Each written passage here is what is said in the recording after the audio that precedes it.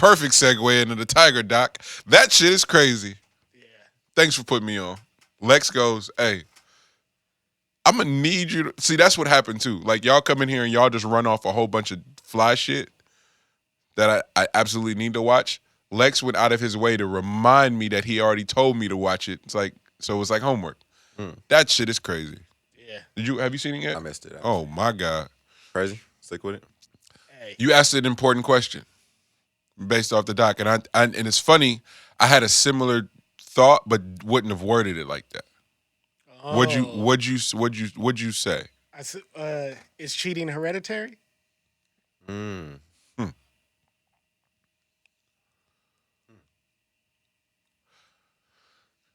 Couple things, right?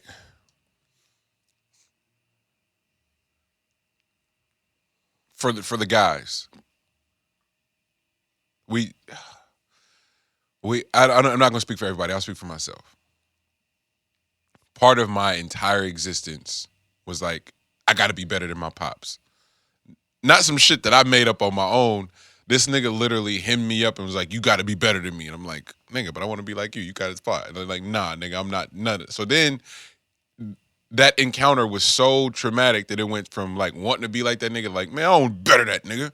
I'm like my entire like teenage years, college, all of my 20s, and then eventually you arrive at a place of empathy and understanding. It's like even in having to deal with women and your mama specifically, like I'm a man now, so now I just think about shit differently. You know what I'm saying? And like what those relationships may have actually been, as opposed to what you're able to conjure up in your mind. Not who's right or who wrong, but just the dynamics of it. As you're coming of age. And so monogamy, partnership, all the nuances that go into that, and shit, not just cheating, nigga, but being cheated on and what you allow. You know what I'm saying? It's like so many women from a particular era had dads who was fucking around and they knew were fucking around. So what their threshold becomes and what they'll allow a nigga to do is completely different. So many niggas had mamas that who was forget the homie that was like, nigga, I had hella uncles that just came. It's like, god damn. You know, but it's a real thing, so it becomes what you allow and what you expect. I personally come from just a specific subculture where it was always situationships. Hella situationships. And so when you start normalizing that, nigga, like you become an adult, you like, I can normalize having hella situationships. Like y'all go together? Nah, this been my partner forever, but y'all fucking on each other for sure. You know? So watching the Tiger doc. We gotta get Fabulous flowers too. You can't wear hella words. Hella phrases that are culturally relevant and impactful. Watching that Tiger shit though, what his pops was portraying and sort of carving out and cultivating, and then ultimately the standard that Tiger had to live up to, and then him denouncing his blackness for whatever reason, my mind connected all that shit and was like, oh, so now you are 100% pigeonholed and don't have the cushion and the support of the black community at all because you fucked that off. Like it was like in the beginning of that doc, all the black people that were showing up going like, yo, this is so dope, like hella hype. And then for this nigga just to go, I ain't even black, man. Okay. Well. Do you remember what he called it? Calicamasian or something, whatever that word is. There's a word for it. That I felt like that nigga made up that day. But when they show the old home videos of the books and shit, like, oh, of course that nigga made up that word because he's like hella smart. Like he not Tiger, and that's what part of that doc was so impressive is. I think I always just sort of dismissed him as just a golfer. That nigga's like world class, like brilliant, or at least had the discipline to work hard enough to be smart. be one of the smartest kids in his class. So it wasn't just as simple as that. So you start adding all that shit up, and I'm going around the world and like trying to connect it. I don't know if the shit's hereditary though. Like some of the most stand-up, beautiful men in relationships that I like, yo, that'd be some fly shit to do. Either have a real unique, honest relationship where can't really call it cheating because they got an understanding of communication. It's not the same thing, or they don't fuck around at all. Yeah. I got my niggas that do, but I'm talking about the niggas that either don't at all or do, and their significant other or partner is in on the shit. Come on, man. So Hereditary, I don't know, but I do. There is no way of convincing me that how your parents was giving it up and how people in and around you was giving it up don't impact how you decide how you want to move for yourself. Like there's no way them two things are separated. It can't be. The other thing I just want to say about that doc is when they were interviewing the dude from the Inquirer, it really showed how nasty the world can be. Because he was like, yeah, we finally got to turn the most purest person on his back and make him look evil. That's all they want to do. It felt great. He was like, I was like, wow, it felt great. So that's why, and so that should be a lesson in life. This is where niggas be black men specifically be so gung ho to go in on LeBron, and when they're never talking about basketball, they're talking about his like him arguing with the ref. They talking about everything but the fucking game. And I'm just listening, and I'm going, oh, this is an indictment of you. It's not an indictment of this nigga. These fucking this is theater. Like, are you talking about arguing with the ref? This is a game within a game. Oh, you ain't never played for real. So that's one part of it. But it's like there is this need to go for him to have a moment. Like that's why the world was so polarized when he did the decision and got the decision wrong. Nobody talks about the business that was done behind the decision. How many folks made money off of that measly ass interview of him announcing where the fuck he was going to play basketball at? Hella people got paid that day. Mm-hmm.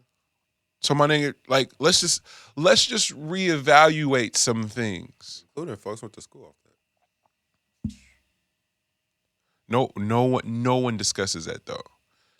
How quickly they jump to some shit that don't matter, and it's like, oh, you want to ruin somebody as a means of just being aligned with you. I mean, but even calling it the decision though, because that's a whole like ploy in within itself. Like he didn't come up with the decision.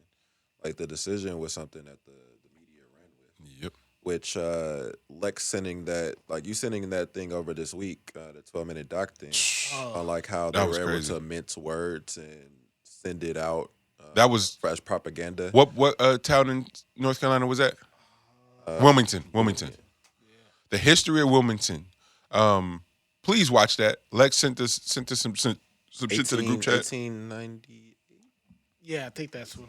Yeah, 1889. Yeah. Brilliant. No, my bad, G.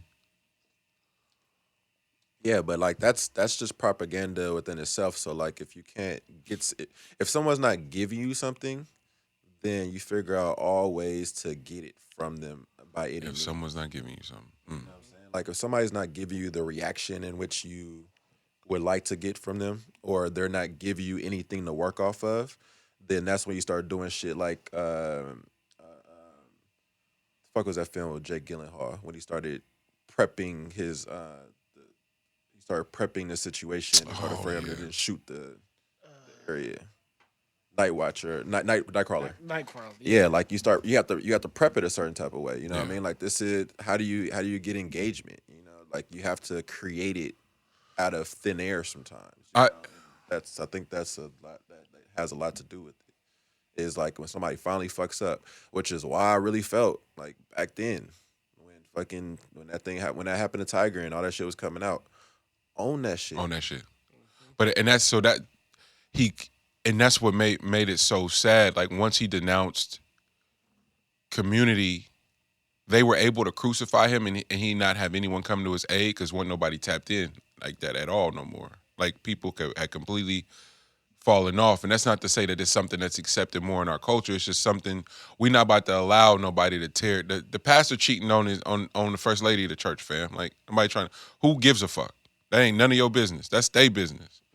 And the media, because they didn't have nothing on him negative to say, the sports media especially was able to cover that and crucify that man over something.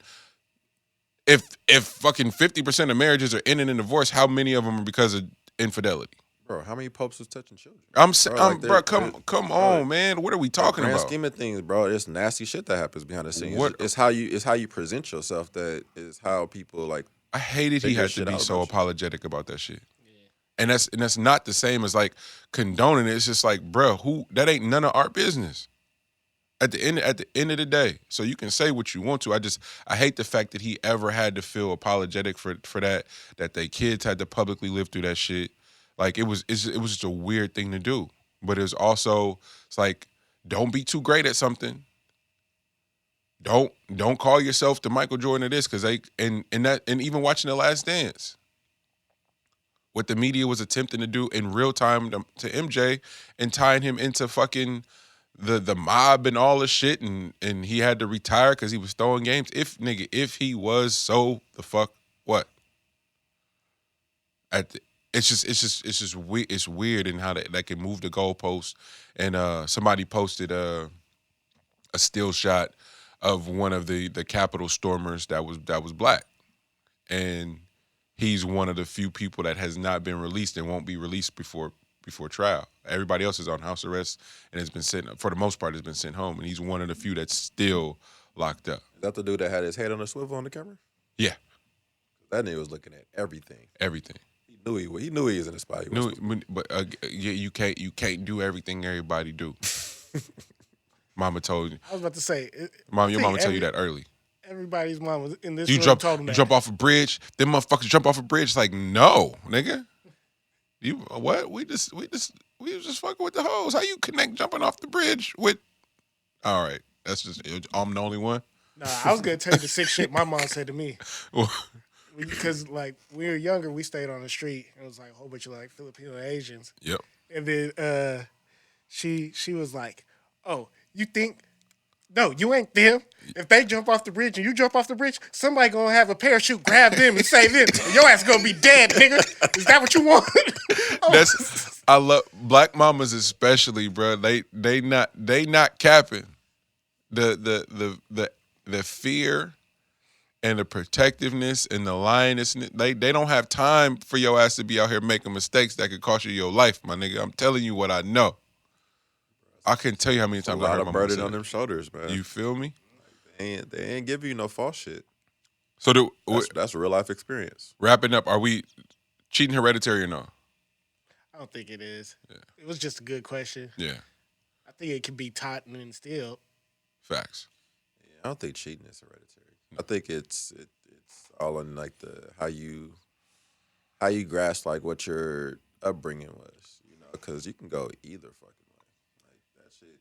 You can have the perfect situation at the house and end up being a scumbag. Yeah. Or you can end up being a killer. You can end up being like all kind of shit. Like that's not always like from what you've seen or who you what lineage you're coming from. Facts. It's more so about how the attention came in. You know what I mean? Like if you didn't get much attention or you were withheld from being able to receive attention when you was younger, and then now you just have like super stardom and all this attention is coming your way, then more than likely you're gonna fall for a lot of shit. Yeah. You know what I mean? Like you're gonna be less likely to pass up on something. You know what I mean? You might take all offers, and then you might get a little ahead of yourself and start trying to do shit out of the norm of what you know to this point. And that's where you get fucked up at. You know, like I think a Tiger situation, he was withheld from having a childhood. Like that nigga was forced to do that shit. Yeah. You know what I mean? So like superstardom came, and nigga, you start just doing shit. And that's what his first girlfriend was trying to say too. Like I didn't like how she was saying it, because she was completely missing the part that she was white. Yeah. But there was some other shit that she was saying that it was exactly that. But it's like it can't come from you, unfortunately, white lady. Telling this. Oh, go ahead. No, go ahead. Telling this black man not to be disciplined and focused and figure out the situation. Like essentially she was just like, nah, you just got to be normal and do normal shit. And it's like that's not how that works for us. Like you got to be exceptional. Also, if they were to know who the fuck she actually is and did any background check on her, I'm pretty sure she's A-okay. That's the cold part about those situations. It's like, yeah, you probably wish you could have had Tiger Woods, long term. Yeah, but I'm You're pretty fine. sure you fell back on something that was okay. No, she's totally fine. You know what I'm saying? Like, she's totally fine. You're not a black woman. Yeah, that wasn't your only shot. This can't come from you. What would you about to say, Lex? A couple of things that I did learn from that doc because I didn't follow Tiger like that. Yeah. Like, how some people was like looking into him hella deep. First thing I learned is he wasn't cheap. He was just in a whole bunch of situationships. Oh yeah. Because the way the media made it seem was like he was like conning these girls out to come visit him and all that. Tiger Woods. There's no con. Yeah, he was like the way that they made it seem like he was giving up. Since, like you said, that not having attention, he was really talking to these females, and they all thought they was Bruce Leroy, the last one, the last dragon. And so and then the one girl was like, the reason all of them came out like that is because they were all just really hurt. Were they like finding out at the same time or some shit? Like, yeah, basically when it got public, and then every girl was like, I love him. I still love him. But that be the game goofiness. It's like it's Tiger Woods, for fuck's sake. Just shut up. But it's the same. It's the same thing I have for niggas I'm dead ass serious. Like niggas is ruining it for the hoes. Like some of us love the hoes, man, and the hoes can't be the hoes if niggas is telling who the hoes is. Happiness over everything, people. Hey, that's what I mean when I say hoe. Like I hope my woke sisters hear what I'm saying when I'm not saying what I'm saying, but I'm saying. These niggas is ruining it with the hoes. Shut up. Keep your mouth closed. But niggas love to talk, man. Just be quiet. Love to talk. And then the last thing was how much respect all the other golfers had for Tiger. And they were talking about playing against him and just how great he is. Yeah. And the funniest shit was when the one dude was just like, he was the night before, I prayed to the devil. Because I knew I couldn't beat Tiger. And then he appeared and he said, I'm sorry, I'm with Tiger in the other room. That's the talk about Tiger like Bilal talk about Erykah Badu. Man. When I looked into her eyes, don't look into her eyes because it's like looking into the universe. But where did all that respect go when all that shit was happening? Like the golfers was the first one to be like, man, yeah. It's like, wait, what is everybody else doing on these tours? And it ain't just Tiger.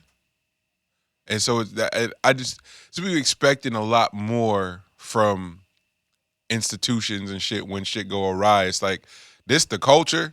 Everybody can't turn on the culture and sacrifice it for not being blown up. Cause it just sets a precedent of like, oh nigga, when you out, you out. It's like, nah, protect this man. They could have been covered that shit up. Pills and side bitches. That's it. That's what took Tiger Woods down. Like, I want everybody to think about that and go, okay, we're all doomed then. That's the name of a cold ass mixtape. Pills and side bitches.